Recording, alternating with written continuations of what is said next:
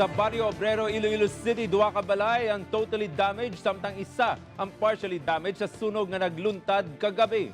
Nakatutok John Sala.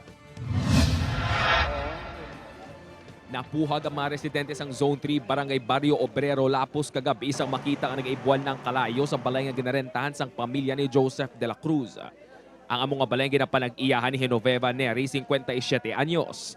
Nagaluto sang panyapon si Joseph sang natalupangdan nga nagadabadaman ng ikaduha nga panalagan sa ginarentahan nga balay. Nakita namin may nagsiga na sa babaw.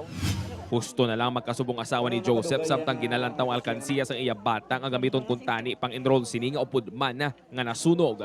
Naulamid man sa sunog ang kaiping nga balay nga ginapanag-iyahan ni Carlos Osano nga ginarentahan man sang iya hinablos nga si Ray Cañete. Suno kay Vincent Gulpi lang ang pag-ibwal sang kalayo. Makikita ko man lang na daw kasigaw, tinasinggit lang ko dayon sunog, hindi na namon man kay puro light material dio. Sa inisyal nga investigasyon sang BFP, paliyado nga koneksyon sang kuryente ang ginhalinan sang sunog. Ang ginalantaw naman nga posible nga cause is electrical, which kay nakita naman to nga mga linya nila medyo gagmay.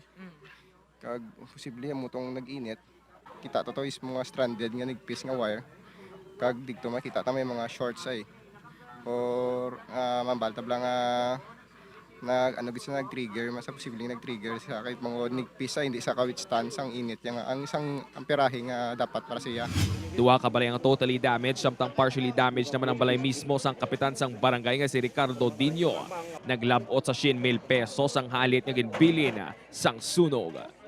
Upod kay Cirilo Renduque, John Sala, 1 Western Visayas.